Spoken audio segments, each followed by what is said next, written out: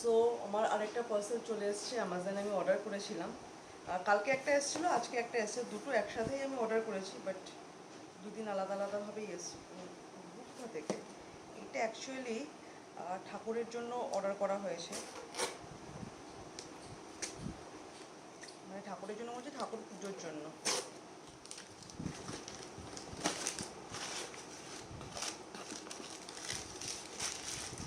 Order করেছি এটা actually ওই ছোট্ট একটা হামাল দিস্তা জিনিসটা।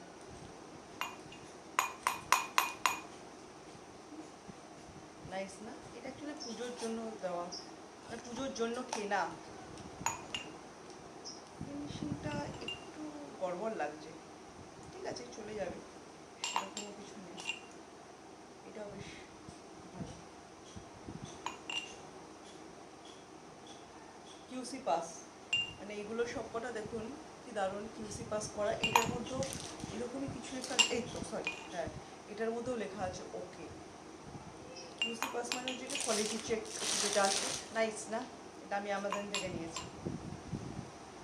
আজকে বিকালবেলা অ্যাকচুয়ালি অনেক কাণ্ড করার হয়েছে, তো কি করব, আমি চিনি নিয়ে ওটা চিনির পাউডার বানিয়ে রেখে দেবো। বিকালবেলা শরবত ফরবত অনেক কিছু বানানোর রয়েছে, কিন্তু কিছুই আমি খুঁজে পাচ্ছি না। মানে আমি যে একটা অকর্মার ঢেকি সেটা বোঝা যাচ্ছে। ফাইনালি পেলাম আমি। ব্যাপারটা হচ্ছে চিনিটা কোথায়, চিনিটা তো এখানে একটুখানি রয়েছে, বাকি চিনি কোথায় আছে?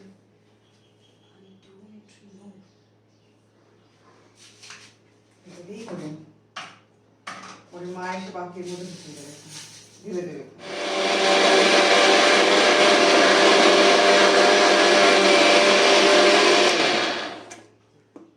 হয়ে গেছে চিনির পাউডার। ফাইনালি চিনি স্টোর করা হয়ে গেছে। অল্প একটু চিনি আমি পেয়েছি ডিব্বাতে, বড় ডিব্বাতে কোথায় আছে আমি জানি না।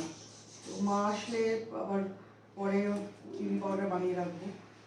গরমকালে একটা দিকে ভালো, অনেক শরবত ফরবত খাওয়া হয়, আর গোটা গোটা চিনি দিয়ে তারপর গুলাতে গুলাতে গুলাতে গুলাতে অনেক টাইম চলে যায়। এর থেকে বেটার চিনির পাউডার বানিয়ে স্টোর করে রাখা। বিকেলবেলা আমি জানি না কি শরবত বানাবো, বাট বানাবো। দইয়ের শরবত বানাবো না কি বানাবো, না আম পান্ডা বানাবো, তাহলে একটু এখানে একটু কোনো লাভ নেই। সো ফাইনালি এখন ব্রেকফাস্ট করছি। আজকে অনেকটা বেলা হয়ে গেছে, ওর মা গেছিল হচ্ছে গিয়ে বাজারে মাছ ফাছ আনার জন্য, তো কোনো ব্রেকফাস্টটা করা হয়নি, মানে তার জন্য ব্রেকফাস্টটা করা হয়নি। 10:30 বাজে।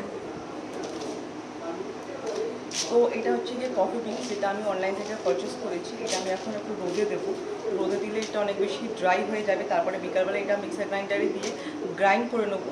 তো ছোটো ছোটো যখন হয়ে যাবে এইগুলো, এটা স্ক্রাবারের জন্য বেস্ট, তো হোমমেড স্ক্রাবিংয়ের জন্য এটা বেস্ট। তো টোটাল এটাকে আমি এখন রোদে দেবো। অ্যান্ড এটা হচ্ছে কি আমার যত রকমের সিডস রয়েছে সেগুলো এক জায়গায় আমি রেখে দিয়েছি। এগুলো জেনারেলি আমি ভিজিয়ে খাই, আমি ভিডিওতে দেখিয়েছি, বাট আজকে আমি এটাকে নিয়ে একটু ডিফারেন্ট কিছু করব। তো আমি ড্রাই রোস্ট করব না, এটাকে আমি রোদে দিয়ে দেবো, কারণ বাইরে যা রোদ্দুর, এইগুলো রোদে দিলে ড্রাই রোস্টের সমানই হবে। তারপর বিকালবেলা এইগুলোকে গ্রাইন্ড করে, হালকা গ্রাইন্ড করে সেটাকে দিয়ে লাড্ডু বানাবো। তো আপনাদেরকে দেখাবো যেটা আমি কী করে বানাচ্ছি। তো চলুন ঝটপট এগুলোকে আমি রোদে দিয়ে দিই। চিয়া সিড দেবো,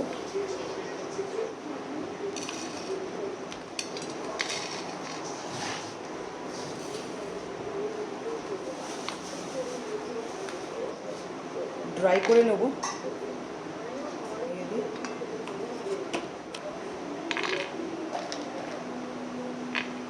এটার মধ্যে আছে chia seeds, flax seeds, pumpkin seeds, তারপর হচ্ছে গিয়ে সিসেমি সিডস, আলমন্ড, এটা হচ্ছে গিয়ে সানফ্লাওয়ার সিডস, আর হচ্ছে গিয়ে কাজু।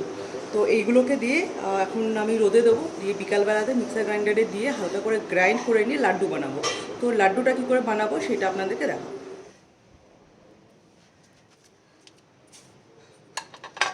শুধু যাবো না, বাপরে বাপ, ছাদে কি গরম।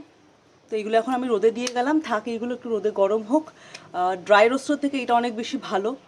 তো বিকালবেলা আপনাদেরকে দেখাচ্ছি যেটাকে দিয়ে আমি কী করবো। চলে এসেছি, এইগুলো প্রবলেম একটাই হয়ে গেছে যে কাজু বাদাম আমি অনেকগুলো ছাদে রোদে শুকানোর জন্য দিয়েছিলাম, বাট 4টে বা 5টা আছে, কালকে সব খেয়ে নিয়েছি।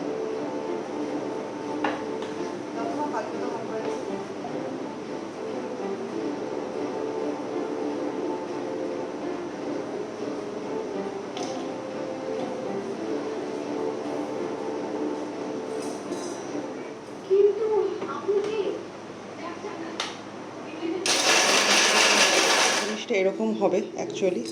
এরপরে আসল কাহানি শুরু।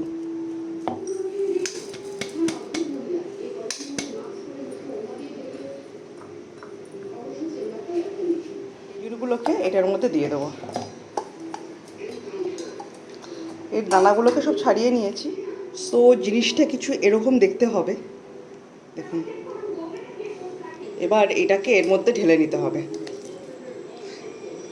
এবার এইটাকে এর মধ্যে পুরো ঢেলে এটাকে দিয়ে মাখতে হবে।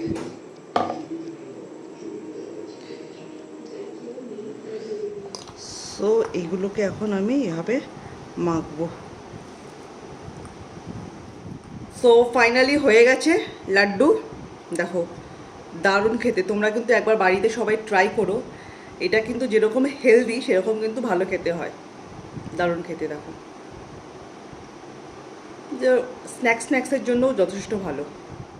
সো বন্ধুরা, আজকের ব্লগটা আমি এখানেই শেষ করছি। আশা করছি যে আমার আজকের এই ব্লগটা আপনাদের ভালো লেগেছে।